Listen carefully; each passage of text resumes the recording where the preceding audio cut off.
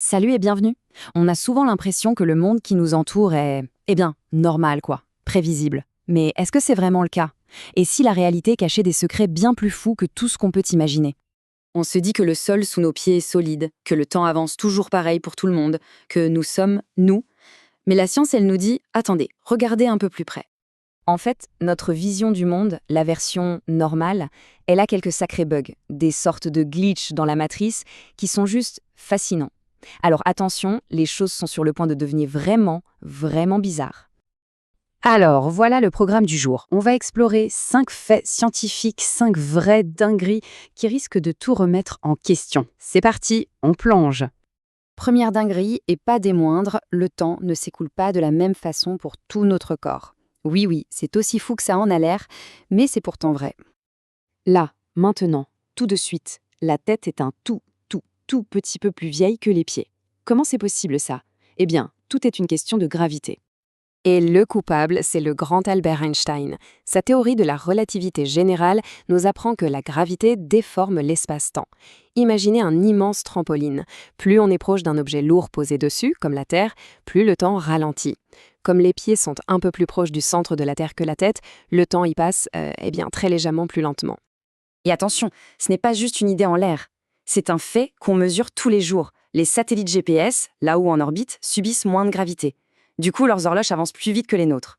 Les ingénieurs sont obligés de les recaler sans arrêt avec les calculs d'Einstein. Sinon, en quelques minutes, tous les GPS du monde seraient complètement à la ramasse. Allez, on enchaîne avec la deuxième révélation. Une question simple. Qui sommes-nous? La réponse est beaucoup moins simple et assez surprenante.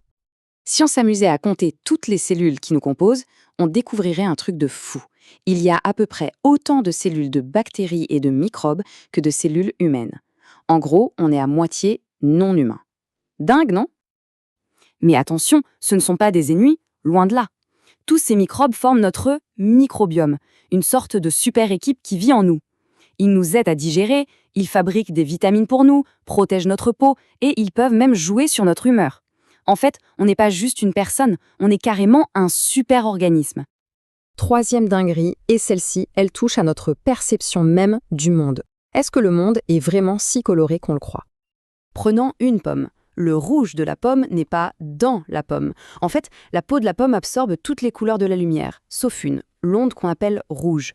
Cette onde rebondit, arrive dans notre œil, qui la transforme en un signal électrique, et c'est notre cerveau, tout seul dans le noir de notre crâne, qui reçoit ce signal et qui invente l'expérience de la couleur rouge. La couleur, c'est donc une création pure de notre esprit. Ce qui nous amène à une question vertigineuse. Est-ce que le rouge qu'une personne voit est le même que celui que voit son voisin? Eh bien, impossible de le savoir. Quatrième fait, et là, on part très loin. Ce n'est pas de la poésie, c'est de la science pure et dure. Nous sommes faits de poussière d'étoiles. Au tout début de l'univers, il n'y avait que des éléments très simples. Le carbone de notre corps, l'oxygène qu'on respire, le fer dans notre sang, tout ça, ça a été fabriqué il y a des milliards d'années au cœur d'étoiles géantes. Quand ces étoiles sont mortes en explosant, elles ont projeté tous ces atomes dans l'espace.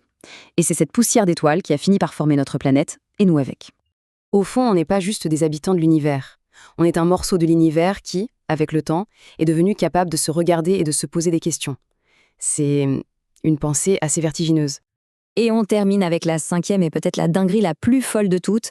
Elle nous vient du monde complètement étrange de la physique quantique. Accrochez-vous bien. Un mur, une table, notre propre main, tout ça, ça a l'air solide, n'est-ce pas? Plein. Sauf que, si on pouvait zoomer sur un seul atome, on verrait qu'il est fait à 99,9999% de vide. Juste un tout petit noyau et des électrons qui flottent très loin autour. Du coup, la question qui vient tout de suite, c'est si on est fait de vide, si le sol est fait de vide, pourquoi est-ce qu'on ne passe pas à travers? La réponse, ce n'est pas la solidité, c'est une force.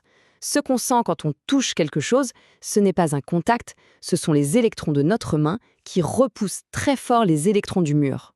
C'est exactement comme quand on essaye de coller deux aimants par le même pôle. Ça repousse, impossible de les faire se toucher. Ça veut dire que l'une de nos sensations les plus simples, le toucher, c'est en réalité la perception d'un champ de force invisible.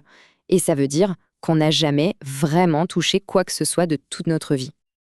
Alors, on résume, le temps n'est pas le même partout, on est une colonie de microbes sur pattes, Les couleurs n'existent que dans notre tête, on est des enfants des étoiles, et le monde solide est une illusion créée par des forces invisibles. Rien que ça. Finalement, la science ne rend pas le monde moins magique. Au contraire, elle nous révèle une réalité qui est infiniment plus bizarre, plus complexe et plus merveilleuse que n'importe quelle histoire inventée. La prochaine fois qu'on regarde autour de nous, il faut se souvenir que les plus grands mystères ne sont pas au fin fond de l'espace. Ils sont juste là, sous nos yeux.